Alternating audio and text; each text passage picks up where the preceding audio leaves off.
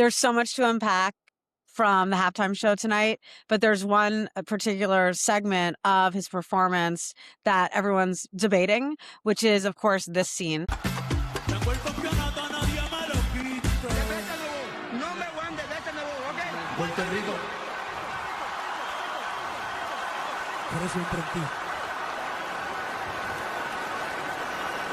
A lot of people are saying it's supposed to be Liam, the young boy, the 5-year-old who was detained by ICE in Minneapolis.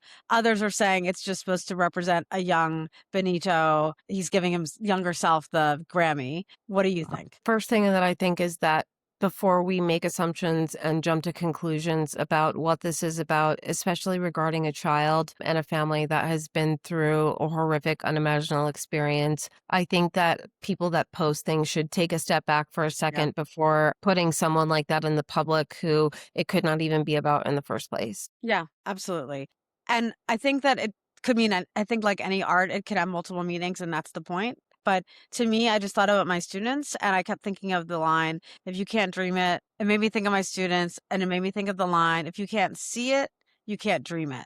And I thought about how excited my students were in anticipation of the Super Bowl performance, because it's the first time that they felt like they were really being seen on such a big stage, the biggest stage in this country, the world, even in some parts, the Super Bowl, right? I think it really just comes back down to representation and how so much of football and everything in mainstream is catered to white Americans. I feel like this performance really made so many different people of color feel seen and represented in a way that is so important, because America is not a white nation. And I think all of us want to feel represented, the LGBTQIA community, Black, Brown, Indigenous, Asian Americans, Indian Americans. I think all of us are really just striving to feel seen and feel safe. And I think that this performance really did that for a lot of people. Absolutely. I feel hopeful, and I'm so grateful for this. Thank you. Thank you, NFL.